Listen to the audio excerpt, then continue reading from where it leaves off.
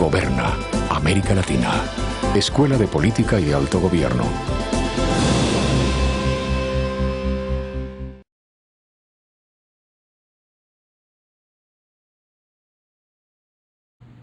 Hola amigos y amigas del Gobierna América Latina.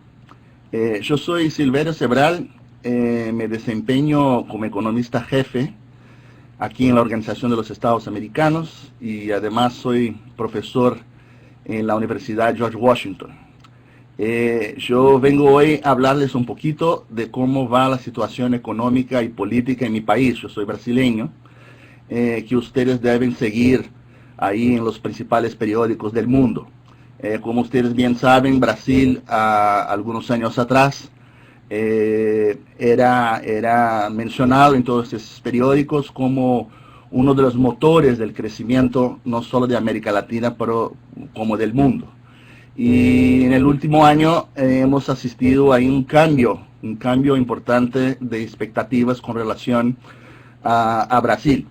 El objetivo hoy es un poco explicarles por qué de estos cambios de expectativas, por qué del cambio del desempeño de la economía brasileña y cómo esto se conecta también con la actual crisis política que vive el país, involucrado en un gran escándalo de corrupción. Para que estas tres cosas, economía, política y corrupción, andan juntas, pero para nuestro propósito aquí lo que vamos a hacer es dividirla en tres pequeños bloques para que sea más fácil comprender la complejidad de la crisis que el país vive hoy. En el ámbito de la economía, desde 2008, el gobierno ha cambiado los principios que organizaban y organizan la realidad macroeconómica del país.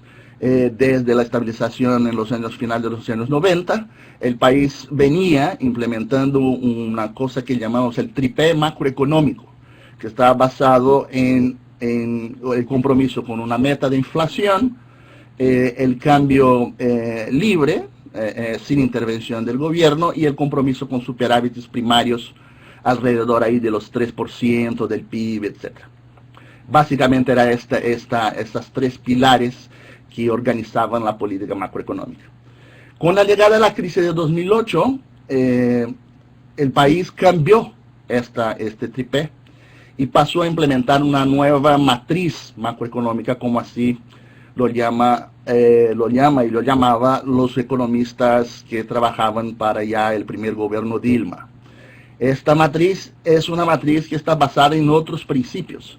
El principio de ampliar el crédito, el principio de dejar que mayor flexibilidad en la política monetaria para alcanzar una meta de inflación, y un compromiso menos, digamos así, menos contundente con un superávit primario. Brasil ha implementado esta matriz en el año 2008, como respuesta a la crisis. Esta matriz ha funcionado bien en los dos primeros años. Brasil ha experimentado, por ejemplo, un crecimiento del PIB de casi 7.5% en el año 2010, pero el exceso de crédito ha endeudado demasiado a las familias, ha creado problemas desde el punto de vista fiscal para el país. Y hoy los indicadores, tanto del lado de la demanda de crédito, de las familias, de las empresas, cuanto del lado de la oferta de crédito, de los bancos, tanto cuanto el lado también que tiene que ver con el fiscal, ya va muy deteriorado por esta estrategia. Además, todo lo que permitía que la estrategia funcionaba era el buen momento de la realidad internacional, el crecimiento de China, el ciclo positivo de commodities, la baja de tasas de interés en Estados Unidos, y esto todo se vio en el último año, se ve en reversión. La tasa de interés en Estados Unidos apunta para arriba, China ya no crece con el ritmo que venía creciendo, el ciclo de commodities tampoco sigue presente, y además tenemos sumado a esto la crisis de Europa. Ese es el punto de vista de economía. Perspectivas para esto, La actual equipo económico acaba en Brasil de anunciar un nuevo paquete de estímulo al crédito de 83 billones de reales, algo como 20 billones de dólares, y que tiene la expectativa de reactivar el lado de la demanda por crédito, ¿no? Ocurre que a mi juicio las familias están muy endeudadas, eso es un poco hacer más de lo mismo, lo que ya venían haciendo algún tiempo, y me parece que no va a tener el efecto deseado. Las estimativas que tiene el Fondo Monetario Internacional y el Banco Mundial para el crecimiento del país es un crecimiento negativo de 3, casi 4% en los próximos 2 años. A mi juicio viene una crisis muy severa, y mientras el gobierno no trate de hacer su lección de casa, su deber de casa, que es buscar un ajuste más profundo en las cuentas públicas, no vamos a tener buenos años más adelante. Ese es el punto de vista de la economía. Les cuento un poco ahora de la política. El campo político se suma a estos temas económicos. Brasil es un país presidencialista, un presidencialismo que llamamos de coalición, donde el presidente depende mucho del Congreso. El gobierno Lula, por en función del buen momento económico, ha obtenido alto nivel de popularidad, y por lo tanto pues, tenía, digamos, la potestad y la posibilidad de tomar medidas más duras relativas a las reformas que el país necesitaba. En el caso de Dilma, con la deterioración económica, Dilma, la nueva presidenta que llega en fines de 2011, con la deterioración económica, la popularidad de Dilma ha caído mucho.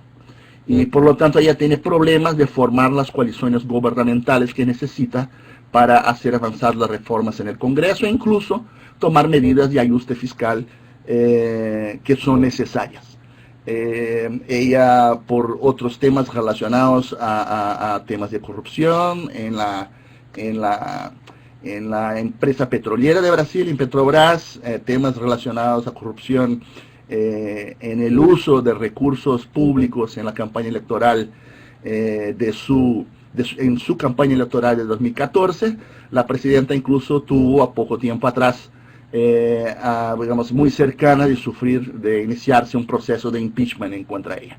Así que con la popularidad baja, me parece bastante difícil que ella encuentre la legitimidad y el apoyo en el Congreso para aprobar estas reformas de ajuste fiscal, que son reformas que van a afectar intereses de distintos grupos sociales en el país. Así que la economía y la política se suman en Brasil hoy, formando lo que nosotros acostumbramos llamar de la tormenta perfecta. Cuando miras los aspectos económicos y los aspectos políticos en el país, ahí no hay ninguna buena noticia de ningún lado. Yo espero que el gobierno lo tome este desafío con responsabilidad y que encuentre el camino, un camino que nosotros sabemos cuál es el camino de la austeridad fiscal, el camino de la responsabilidad con los gastos públicos, el camino de la reestructuración del gasto social en favor de los más pobres, que es un camino que ya viene a mucho tiempo siendo dejado de lado, olvidado por los gobiernos, en razón del buen periodo que con la economía mundial ha pasado de 2003 a 2008, pero este periodo se fue. Así que son enormes desafíos y les invito a seguir siguiendo ahí desde España y de toda América Latina cómo va la economía brasileña. Va a ser entretenido y una oportunidad de aprendizaje para ustedes que se interesan sobre el tema, ver qué tipo de reacción el gobierno brasileño va a ofrecer a esta crisis que se avecina y que parece bastante grande, bastante profunda. Un abrazo.